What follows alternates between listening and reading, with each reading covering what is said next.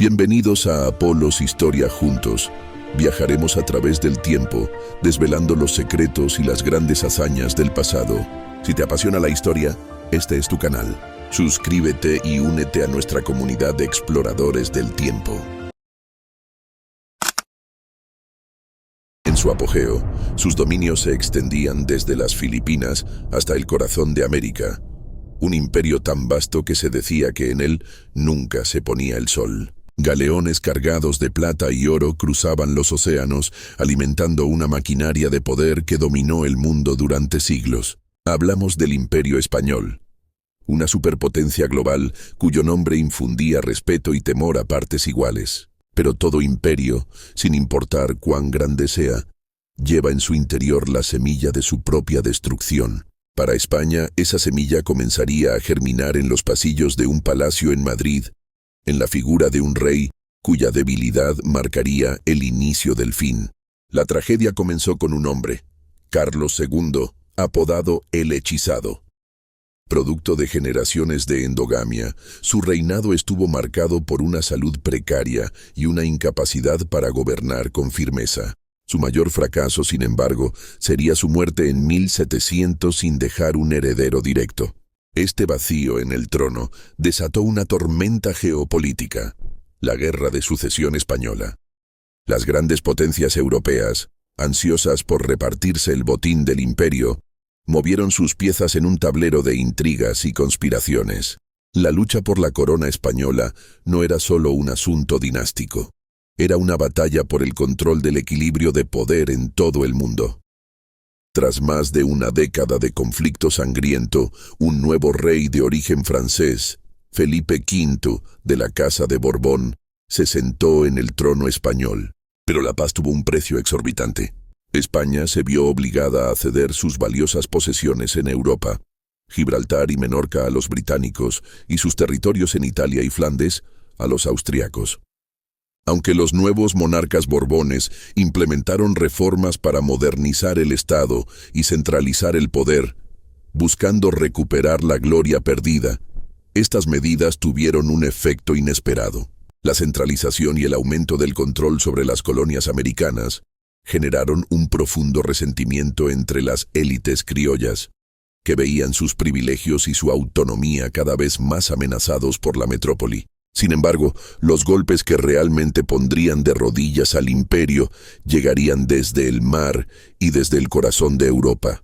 En 1805, frente al Cabo de Trafalgar, la imponente flota combinada de España y Francia se enfrentó a la Royal Navy británica bajo el mando del almirante Nelson. El resultado fue una catástrofe sin precedentes. La aniquilación de la armada hispano-francesa no solo fue una derrota militar, fue la ruptura de la línea vital que conectaba a España con sus posesiones en América. El océano Atlántico, antes un puente, se convirtió en una barrera infranqueable controlada por sus enemigos. Apenas 3 años después, mientras España aún se recuperaba del desastre naval, llegó el golpe de gracia. Napoleón Bonaparte, el emperador de Francia y supuesto aliado, traicionó la confianza española. Sus tropas, que habían entrado en el país con el pretexto de atacar Portugal, se dirigieron a Madrid. En un acto de audacia política, Napoleón forzó la abdicación del rey Carlos IV y su hijo Fernando VII, colocando a su propio hermano, José Bonaparte, en el trono. La humillación desató la furia del pueblo español, que se levantó en armas el 2 de mayo de 1808, dando inicio a una brutal guerra de independencia contra el invasor francés. Con su rey legítimo prisionero en Francia y un usurpador en el trono de Madrid, un inmenso vacío de poder se extendió por todo el continente americano. ¿A quién debían su lealtad las colonias? Las élites criollas que ya albergaban agravios contra la corona vieron su oportunidad, argumentando que, en ausencia del rey, la soberanía volvía al pueblo. Comenzaron a formar sus propias juntas de gobierno. Aunque inicialmente declararon su lealtad al rey cautivo, Fernando VII, el primer paso hacia la autodeterminación ya estaba dado. El caos en la península ibérica había encendido la mecha. A lo largo y ancho de América, desde México hasta la Patagonia, pequeñas llamas de rebelión comenzaron a arder, alimentadas por décadas de descontento y ahora impulsadas por la oportunidad única que la historia les presentaba. La crisis del imperio no era ya una posibilidad, sino una realidad inminente. El colapso del poder español en Europa sería la chispa que iniciaría las devastadoras guerras de independencia americanas. Un relato de sangre y fuego que exploraremos en la segunda parte de esta historia. En el capítulo anterior vimos cómo la invasión napoleónica a España encendió la mecha. Lo que comenzó como un juramento de lealtad a un rey cautivo, pronto se transformó en un grito por la soberanía. En toda América, las juntas de gobierno, antes leales, ahora conspiraban y soñaban con una palabra: independencia. Un nuevo fuego recorría el continente, desde el norte desértico hasta el sur helado, y los imperios no se rinden sin luchar. En México, en 1810, el cura de un pequeño pueblo llamado Dolores se convirtió en el catalizador de la furia popular. Miguel Hidalgo, blandiendo un estandarte de la Virgen de Guadalupe, no solo llamó a misa, sino a la rebelión. Su grito de dolores resonó entre miles de campesinos e indígenas, oprimidos durante siglos, que se alzaron en una marea humana. Armados con machetes, lanzas y una fe inquebrantable, marcharon contra el ejército virreinal, manchando los campos de batalla con la sangre del primer gran levantamiento popular del continente. Mientras México ardía, más al sur, en Argentina, un estratega metódico y disciplinado preparaba el golpe más audaz de la guerra. José de San Martín sabía que la independencia no estaría segura mientras el poder realista controlara los Andes y el Pacífico. Su plan era monumental: crear un ejército de la nada, el ejército de los Andes, y cruzar la muralla de picos nevados más formidable del mundo para caer por sorpresa sobre Chile.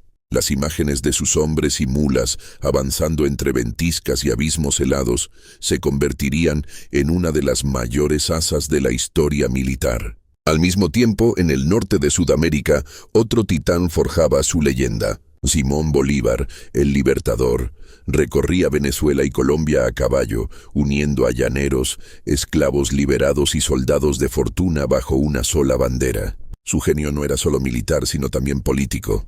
Tras victorias decisivas como la batalla de Boyacá, donde su ejército atravesó páramos helados para sorprender al enemigo, Bolívar no solo liberó naciones, sino que las unió en un sueño colosal.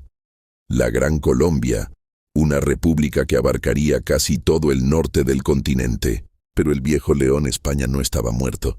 Con Napoleón finalmente derrotado en Europa, el rey Fernando VII recuperó su trono y su primera orden fue aplastar la insurrección americana. Una poderosa fuerza expedicionaria cruzó el Atlántico para iniciar la reconquista. La guerra se recrudeció con una brutalidad inusitada. Ciudades fueron asediadas y líderes rebeldes ejecutados, demostrando que el camino hacia la libertad estaría pavimentado de sacrificios y derrotas dolorosas. La independencia pendía de un hilo. Fue entonces, en 1822, cuando la historia convergió en un punto: Guayaquil. Allí se encontraron los dos colosos del sur, San Martín y Bolívar. No hubo testigos de su conversación a puerta cerrada. Solo el eco de dos visiones para un continente libre. Tras la reunión, el protector de Perú, José de San Martín, tomó una decisión trascendental. Cedió el mando de sus ejércitos a Bolívar y se retiró de la vida pública.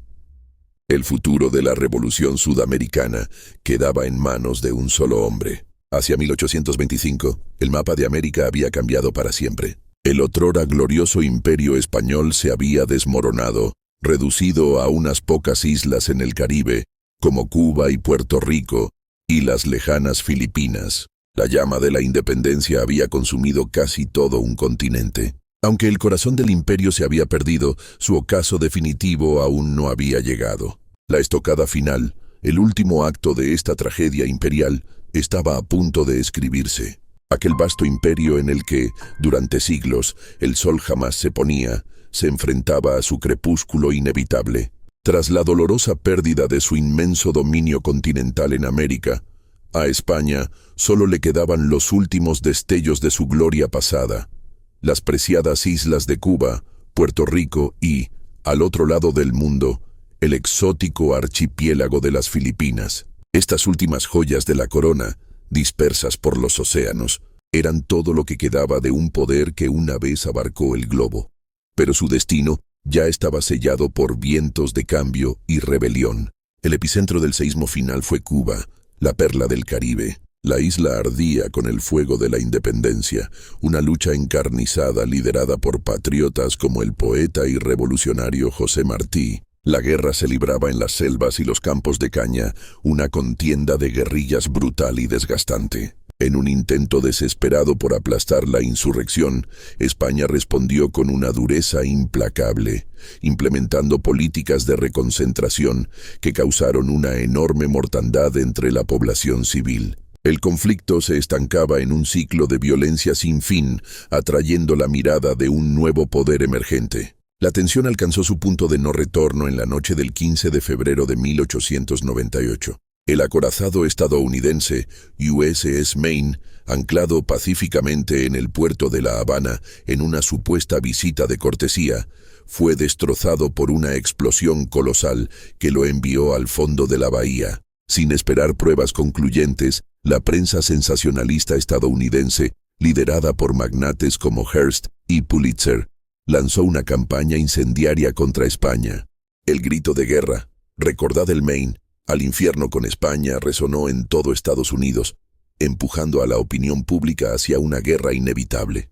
El conflicto estalló con una rapidez y contundencia que dejaron a España atónita. El primer golpe se asestó a miles de kilómetros, en las Filipinas. En la bahía de Manila, la moderna flota estadounidense del Pacífico, bajo el mando del comodoro Dewey, aniquiló a la anticuada escuadra española en la batalla de Cavite. En cuestión de horas, más de 3 siglos de dominio español en el archipiélago se desvanecieron entre el humo y las llamas. Poco después, la tragedia se repitió en el Caribe. La principal flota española del Atlántico, atrapada en el puerto de Santiago de Cuba, intentó una salida desesperada, solo para ser sistemáticamente destruida por una armada estadounidense superior.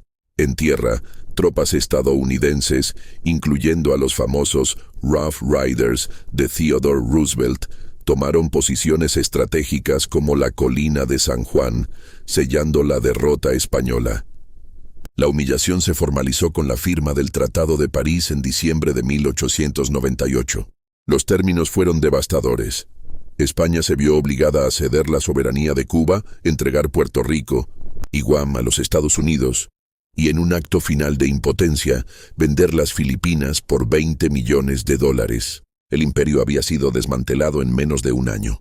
Para España, el resultado fue un trauma nacional profundo, un cataclismo moral y político conocido como el desastre del 98. La nación, sumida en la introspección y la melancolía, tuvo que enfrentarse a la cruda realidad de su nueva posición en el mundo. El imperio que había cartografiado el planeta, unido continentes y dominado los mares, había llegado a su fin. Después de más de 400 años, aquel sol que simbólicamente nunca se ocultaba, finalmente se había puesto sobre el imperio español, cerrando para siempre uno de los capítulos más trascendentales y extraordinarios de la historia de la humanidad.